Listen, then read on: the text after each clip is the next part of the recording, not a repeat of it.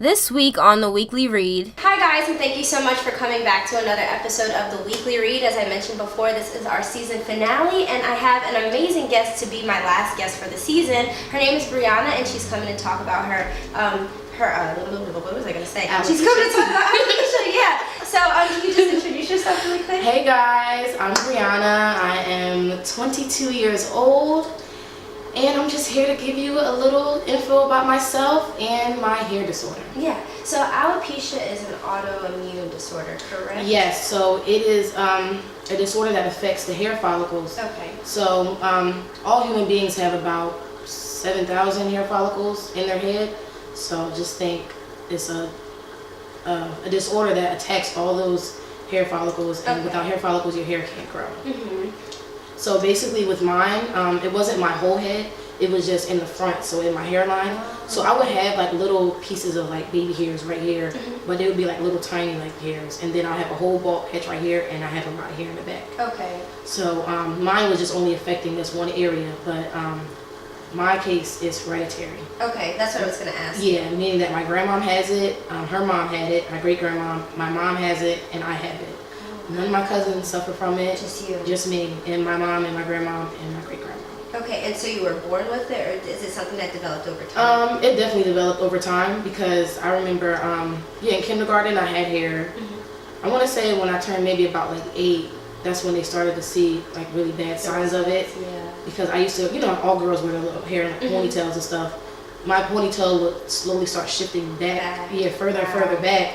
And my mom would tell the doctor, like, we're not putting the ponytails in too tight. Right. Like they're being put in at a nice way to not pulling her hair, and it's just the hair is just coming out. And you can't see it fall out or nothing. Like when she brushed my hair didn't come out on the brush. Wow. So they had to this is like the worst thing ever. They had to take like a surgery knife.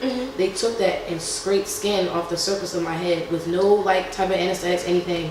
Just I'm wide awake, and they scraped the skin off my head and had to test it under a microscope, and they found out I had alopecia.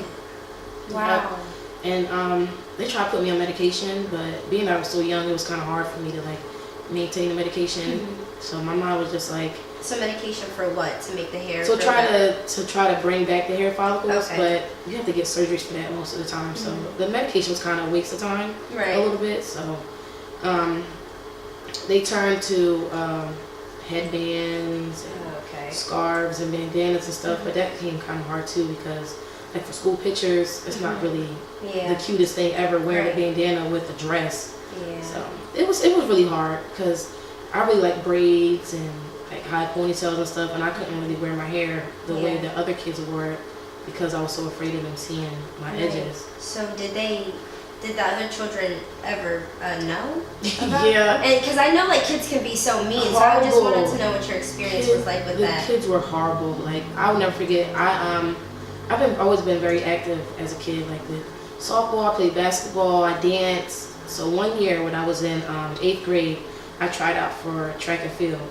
Okay. And at this point, like there were certain hairstyles my mom could do to cover it, but I had to like stay still and do the bare minimum without exposing it. Right. So I remember one time she parted my hair and cut the middle of my hair like into a bang, a full bang, and like flat ironed it in the front and everything. So everything was covered, but I went to go run, and my hair flew all the way back, and this was at Swinton High School, so they had a full stadium of people, and people were laughing at me. Kids were like saying like, "What's wrong with her?" And you were kids, 8th grade, you were kids, so Yeah. they were old enough to know like people are different, but they were laughing at me, and people were pointing at me and recording me and stuff. Like it was really bad. And after that, I quit, and I never ran track ever again. Really? And I really liked it. I really did like it. So I don't know. It really sucked. Like in the middle school, like elementary, middle school, it was just the hardest, because kids just didn't understand what I was going through, and even me, I didn't really understand why it was happening to me, and why I couldn't wear my hair, how other kids were wearing it. And it's like I was a different type of kid. Like you have kids that want to wear like extensions and stuff. I actually wanted to wear my natural hair out, and I just couldn't, because it was just so hard to hide it and stuff. So for a while, like it was a lot of times where I just didn't want to go outside. I didn't want to be bothered. I hated when people took my picture. And then I looked so beautiful. Thank you. You're welcome. I really hated having my picture taken. Like my mom is really like heavy picture person, like going to studios and taking pictures. Oh, really? And it would just be times where like I would really cry and like beg and plead her not to make me go, because I didn't feel like myself. Yeah. And I felt like all those headbands and scars and stuff, I was just hiding, and I hated myself for a long time. I really did. And I feel like it got worse as I got older, because I know how to do hair. Yeah, and I used to have my friends come in with such beautiful hair and complaining about their hair and how much they hate it. And I'm like, you don't even know half of what I'm going through. Yeah, and you're sitting here hating yourself. Most people don't know that you have alopecia. No, most people didn't. Because I had no idea. Most people did not know. Yeah. So, I'm not gonna cry. So yeah, I used to try to uplift them, but your hair is really beautiful, and I'm like, you never know what other people are going through. They don't even know I'm talking about myself. Right. I'm like, you don't know, like some people really wish to have your hair, and you're sitting here complaining about it. Yeah. So, and just being a black woman is so hard. I can't talk today. Being a black woman must make it that much more difficult, because, like the emphasis that we put on our hair, and, we have wanted to look like this, and we're doing all this stuff with that. And I wouldn't even say being a black woman. I would say being a woman, period, because I had brought this up a while ago too. Being a woman, like, we are defined by our looks. So you can determine how old a woman is just by how she wears her hair. Yeah. So imagine how people are gonna look at you if you don't have any hair. Right. Or like if I were to walk outside with a whole patch of my hair bald and the rest is just doing whatever it wants to do. And it came a point in time where it's just like, I'm not even gonna wash my hair or like try to do anything to it, because it's pointless. That's the point, right? I would wash my hair so my wigs could like stay fresh and stuff, but it's like I used to hate taking out weaves, because now I gotta snap back into reality. Like, this girl that I'm promoting on social media and I'm showing everywhere else is just not who I am. And it's like, would I have that many followers, or that people show me that much love if they knew what I really looked like behind closed doors, or like under this weave, or under this wig, or under this scarf? And it's like, I just feel like they know this fake version of me and don't know who I really am. My mom knew, because she suffers from it too, and she would always like promote for me to love myself. But it became hard for me to believe her, because she doesn't even accept herself either. She doesn't walk outside without a scarf on. When she goes to get her hair done, she wears these things called weave caps. Okay. So they're not necessarily, they're wigs, but like they're wigs that you can glue on for a long period of time. So she'll come home, wash her hair, and then like she won't leave the house to go get her hair done again without a scarf, without a hat. And it's like, you're promoting for me to love myself, but it's like, I love you so much you can't even see how beautiful you are. So I just feel like women in general just have it so hard. Yeah. And my mom is much older. She's about to celebrate her 50th birthday in February, and she still hasn't reached that point of acceptance yet. But that's beautiful that you were able to. And I'm glad I did, because I feel like with me looking like this all the time, it's allowing her to let go. Like, and she's taking little steps. Like, she took the trash out the other day without anything on her head. Oh, so that's like a big step for her. Yeah. Because even then, she would throw in a hoodie real quick or something. It's like she's taking small steps. So I would never expect for her to just do the big chop like I did and just boast it to the world like that. Yeah, and that's going to be the next thing that we're going to talk about. So the big chop. What prompted that decision finally, after it's been something that you've dealt with your whole life? I tell the story like so many times because it's so crazy. I work on Tuesdays and Thursdays at my internship. Okay.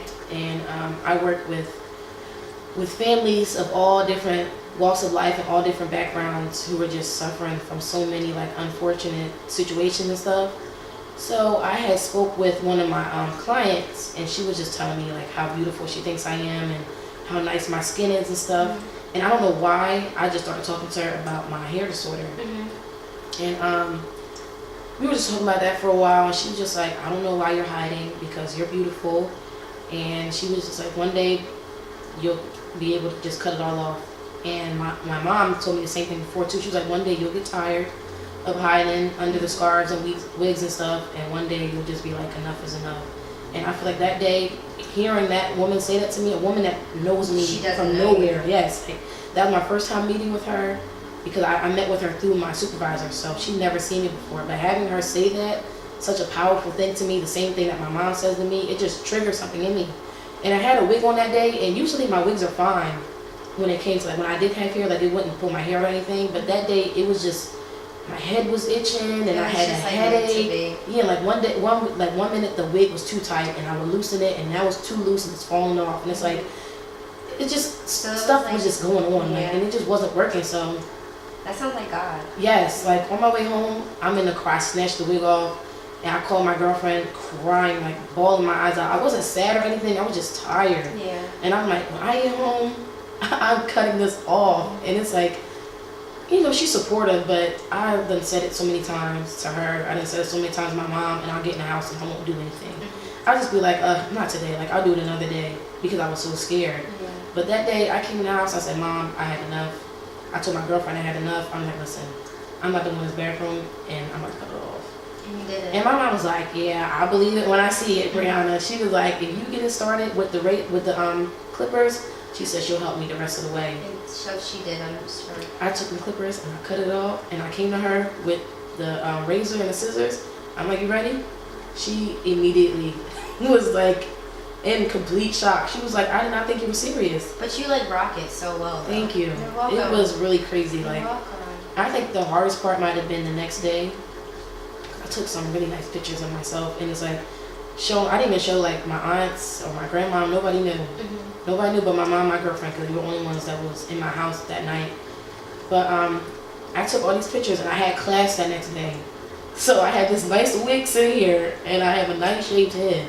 And I'm like, how much of a hypocrite would I be, not only to myself, but to other people, if I would put this wig on after making such a dramatic change and hiding still after I just freed myself from all this hurt. Yeah. So I think that morning, the morning after, I had posted my pictures. And you went viral. Yes, it went viral, and I got so much love from people, not even my own family and friends, like people that I don't even know from all over the world, from South Carolina. I think some girl from Detroit messaged me on Facebook saying like how much of an inspiration I was for her. Like, it was really amazing. It was really crazy. Like, friends that I haven't spoken to since like 8th grade found my number, called me crying. Like, it was really great. So at that point, before I went to class, I'm like, I can't put this wig back on. Yeah. I said, I can't. I finally freed myself from something that's been holding me back for so many years. I'm about to be 23 in March, and I've been dealing with this since I was a kid. Yeah. And I finally freed myself. I'm like, I wouldn't forgive myself if I went to class hiding after I just took such a big step. Big step. So are you done with the wigs for good? Oh, no. No. I love my wigs. I think this becoming bald, like doing the big chop or whatever, it opened my eyes to like so many things that I've been interested in. Like, I love hair. Like, I love hair so remember much. we had talked about that before. Yes, I love doing hair. Anything that has to do with hair, I just love it. So, you know, I have days where I don't want to wear my wig. I have days where I want to put my wig on. Yeah. Especially like it's cold outside. Yeah, I'm not a big hat person, so I'll put a wig on. But I think my head looks better with a wig and a hat. Okay. So, but like, I like to wear them hats with the little like fuzzy things at the top. Without, if I don't have my wig on, those are fine. But yeah. So yeah, I'm really big on my wigs. And I remember you saying something to me a couple months ago about how right when you cut your hair off, that was when Nappily Ever After came out, right? And people were saying, was that you? Yeah. People were saying that you did it for that reason. Because I think and that opened my eyes too to what I have a softer spot in my heart for like celebrities and public figures, because I guess it just comes along with things going viral. Yeah. My picture was posted on some like random page. They just post random things, and I think it might have gotten like 3,000, 4,000 likes or something. And of Did you course, get a bunch of follows too? Yeah, and I was reading all the comments, and most of them were nice comments and stuff. But a lot of people were blaming it on wigs and bad weaves and braids and stuff. And I'm like, y'all don't even know my story, and you're judging me. And then some guy was like, oh, now, like, after watching the Happily Ever After movie, females gonna go cut their hair off. And it's like, why do we need, like, prompting? Right. Like, why can't we just, you know? Just do that on our own. I'm like I said, that was a very nice movie, it had a good message, but I'm like, it doesn't have anything to do with my story. Yeah. You know, everybody has their own lives and their own stories, and mine was completely different from hers in that movie. Right. And she didn't even cut her hair off completely bald. It was just shaved. Yeah, I like stopped watching it like maybe like a couple minutes in because I didn't really care for it. But I feel like you're inspiring. You know, I know we talked off air about me wearing like my natural hair out, but I think like that's been something that I'm like thinking about, maybe kind of like insecure about sometimes because you know like how Black women are traditionally looked at and like, you know, I guess corporate settings, or even like just being told like, oh, like you can't take, you know, you won't be able to take care of it. And like my dad, for example, like he does not like my natural hair at all. Like I got him to pay for these braids because he didn't like my hair out. So and I don't see why, because your hair is beautiful. Thank you. Girl, what I would give to be able to rock a fro like that. Yeah, so it's just what I would give to be able to even cut all my hair off. I've thought about it so many times. It's crazy how many people try to talk you out of it too. Yeah, because I was talking to like a couple friends about it the other day, like, oh, like, maybe I'll just shave my head off, and they're like, why would you do that? It's not that bad. It's so really not. do you? That leads me to my next thing. Do you feel like it was liberating for you? You know, I don't know. Like when people ask me how I feel about it, it's just I didn't really sit there and think about it or anything. I just didn't. Yeah. But So, do you feel like free after? Or no. Pretty much, yeah. Yeah. Yeah, I don't see that yet, because the person I am now compared to who I was before is completely different. Like I view things so much differently now. Yeah. Oh, that's beautiful. Cause like I'm not really like that into my looks anymore. So like before, when I used to like have hair, whatever, you would never catch me being on social media without makeup. Like now, I don't care. Yeah. Like I don't care. I will put a post up as soon as I open my eyes, pressing my eyes, everything. I don't care, because I've learned to love myself for who I am. And I'm very spiritual, so I feel like God doesn't make mistakes. And it's like it could be worse, you know, like I could be one of these people that are out here unfortunately suffering from like cancer or something, who don't only have to deal with hair loss but have to deal with fighting for their lives every day. Right. And I feel like I don't want to just be an advocate for people who have alopecia. I want to advocate for women and for men who suffer from hair loss, period, because no matter what circumstance you're under for that hair loss, like it still can be a very traumatic situation. And it's already one thing that has to deal with, like for people with cancer, for example, like it's already one thing to have to deal with your body fighting a disease, but then to have to deal with fighting with your insides, and then you got to fight with how you look. Like that's a lot, you know? Yeah. I can only imagine. You're like so brave. I'm like inspired right now. I'm like, oh, what am I gonna do like to make myself, you know, take myself to the next level? But that's so amazing. So that was the last question I had for you. It went by like this, right? Right. Yeah. So did you have anything else that you wanted to say before we? I know what I did want to talk about. I think the best thing that I've done so far, and the main thing I do want to do with this new version of me, is make a difference in other people's lives too. Like I don't want it to just stop at my life, because after like I have screenshots of all these messages, I have to say I might have gotten 50 plus messages from random people saying like, what should I do? Like I don't know who to turn to. My hair is falling out. I know I have alopecia. Like I don't know what to do. Like how did you put up the courage? I know you know too. I hosted a program on campus. Called Because she's a Delta. Yeah. You know. It's an NDRE song. Yes. My hair, The Soul That Lives Within. I'm sitting here thinking like, what was the lyric I used? Yeah, it was called The Soul That Lives Within. So on the flyer, I guess it was supposed to be me. I didn't tell the girl who made the flyer to make it me, but it literally looks like me. But one half of her hair was an afro with butterflies in it, and the other half was bald. So with hosting that program, it was basically just like giving information on what alopecia is, the different types, because there's 7 different types of alopecia. What else did I talk about? I talked about Jada Pinkett Smith and how she's suffering. She doesn't suffer from alopecia, but she's suffering from hair loss. Yeah, and she's been wearing like turbans and stuff, because you know she has her own show called Table Talk. Yeah, I watch it all the time. So I was talking about her and just saying how like these public figures are struggling with hair loss too, and people don't even know what they're going through. And with that program, I had everybody there write an inspirational like letter and like make cute little letters for kids, because I found this hairstylist in Atlanta, Georgia, who specializes in lace front wigs for children who are suffering from alopecia and from cancer. So yeah, I made sure I had all those cards, boxed them up, and sent them out there to her. So with she gives the kids the wigs for free on top of that. Nice. So she has donations from GoFundMe, Cash App and stuff to help make the wigs and fund everything that she needs for the wigs. And so yeah, I wrote a letter to her saying with every wig, give them a card. So just something to uplift the kids. So I want to keep that type of energy going, because I feel like it starts with the kids. Because I would hate for a child to go through what I went through as a kid, feeling insecure and as if I really did hate myself for a long time. And it was just hard, because I'm dark skinned, so it was like, you know, back in the day, dark skin was just so frowned upon. It's crazy how like much the world has changed. Yes. How differently we view like difference in just people in general. So it was like going through that with like my skin color being a problem. It's like now I have this hair disorder being an issue. So it was like I really hate myself. Like I did so much. I'm so glad that you're like actually like living in, you know, self-love, and I feel like you are living in your purpose. Maybe that's what you are meant to do, and I know you're doing other things with your life, but that's amazing that you want to make it easier for some other people, because I know like a lot of people figure stuff out for themselves and they're like, oh well, I gotta figure it out, you know. So that's really amazing that you're doing that, and I'm so happy you came on my show. This is a great season finale. Yes. And I can't wait to post the video. This was so good. Thank you guys so much for watching the first season of the Weekly Reid. It is now over. We will be back in like a month maybe. Thank you so much for being my last guest, and that's a wrap.